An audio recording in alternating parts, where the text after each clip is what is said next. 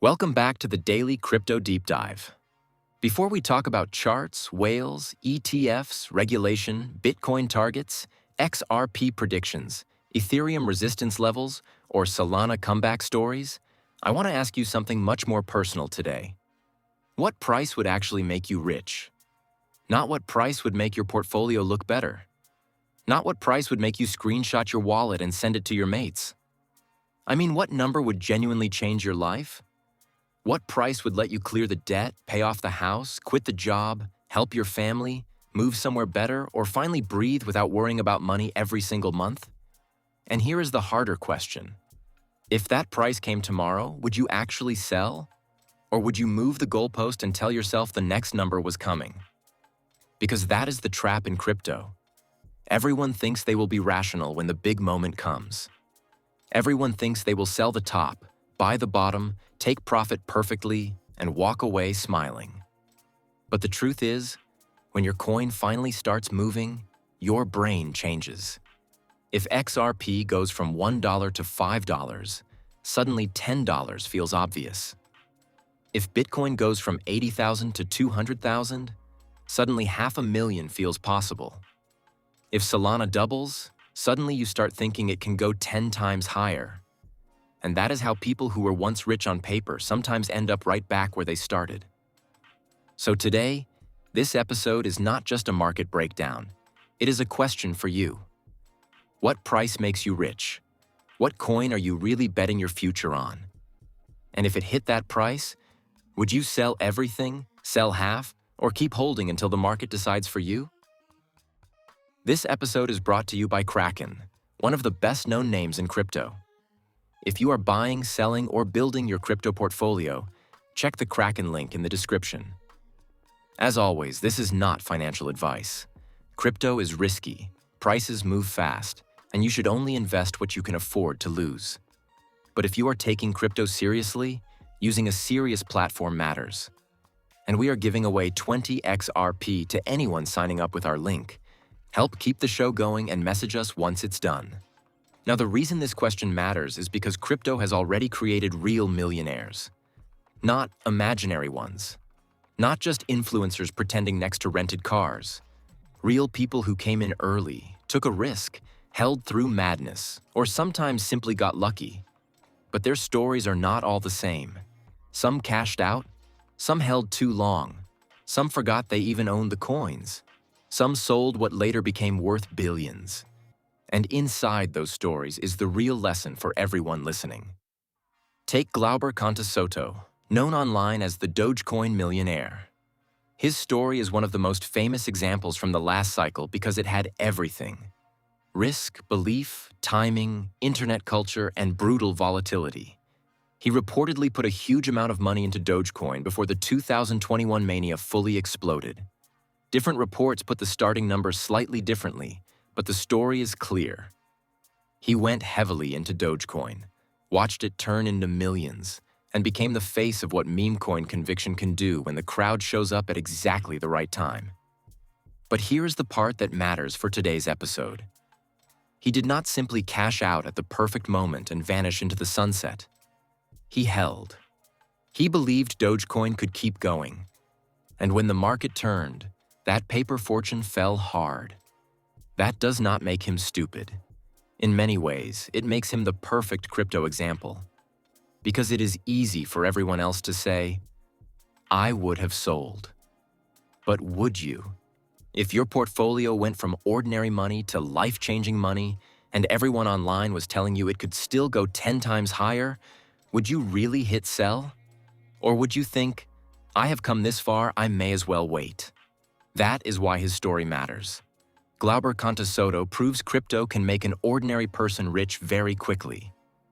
But he also proves that getting rich on paper is not the same thing as leaving rich. There is a massive difference between seeing 7 figures in your wallet and actually turning that into a house, income, freedom, or security.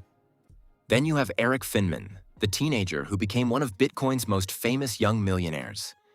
He reportedly bought around $1,000 worth of Bitcoin when he was just 12 years old, back when Bitcoin was trading around $10 to $12. Years later, He said he held hundreds of Bitcoin and became a millionaire before most people his age had even worked out what they wanted to do with their life. That story is powerful because it shows the other side of crypto. Sometimes the biggest winners are not the best traders. Sometimes they are not technical geniuses. Sometimes they are the people who buy early, believe early, and then survive the noise. But even that story brings us back to the same question. If you had bought Bitcoin at $10 and watched it go to 100, would you have sold? If it went to 1,000, would you have sold? If your $1,000 became $100,000, would you have walked away? Most people say they want a 100x return, but when they actually get a 5x return, they panic, sell, or get greedy. That is why crypto is not just a financial test. It is a psychological test. Then there is Kristoffer Koch, one of the greatest accidental crypto stories ever. He reportedly bought 5,000 Bitcoin for around $27 in 2009 while researching encryption. Then he forgot about it. Years later, when Bitcoin started making headlines, he remembered the purchase, found the wallet, and discovered that this tiny forgotten experiment had become worth hundreds of thousands of dollars. He reportedly sold part of it and bought an apartment in Oslo. That story is fascinating because he did not come to Bitcoin with a Lamborghini dream. He was not chasing an influencer pump.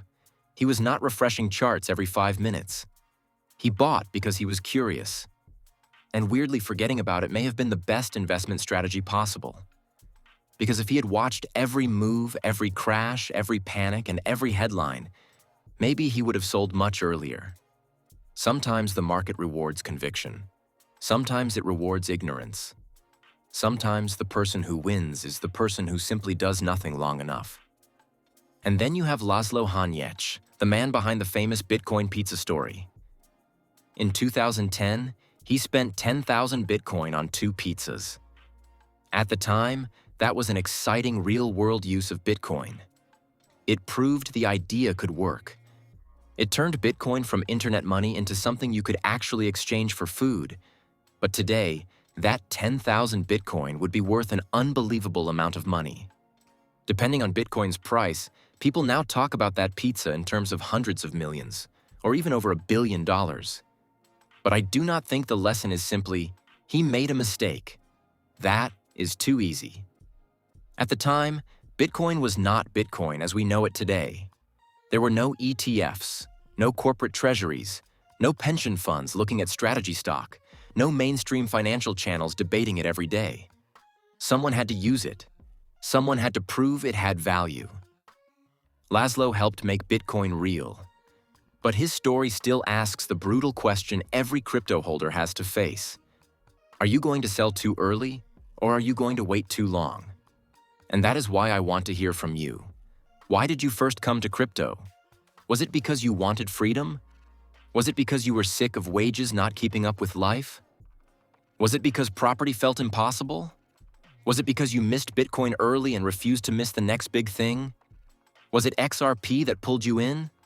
Was it Dogecoin? Was it Ethereum? Was it Solana?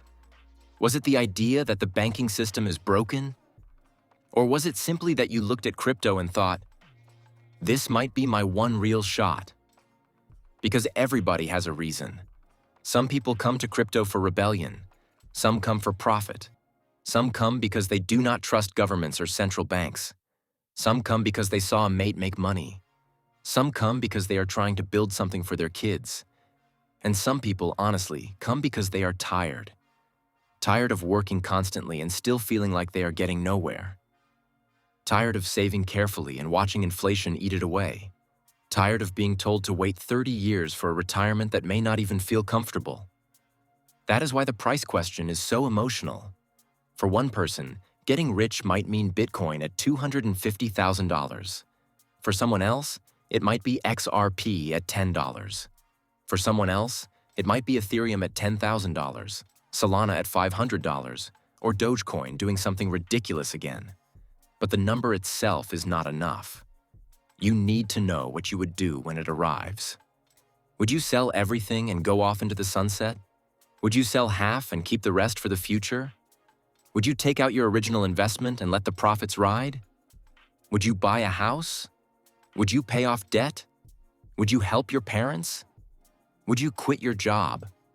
Or would you hold forever because deep down, the game itself has become addictive? That is something people do not talk about enough. Crypto is not just investing. For many people, it becomes identity. You are not just holding XRP. You are part of the XRP community.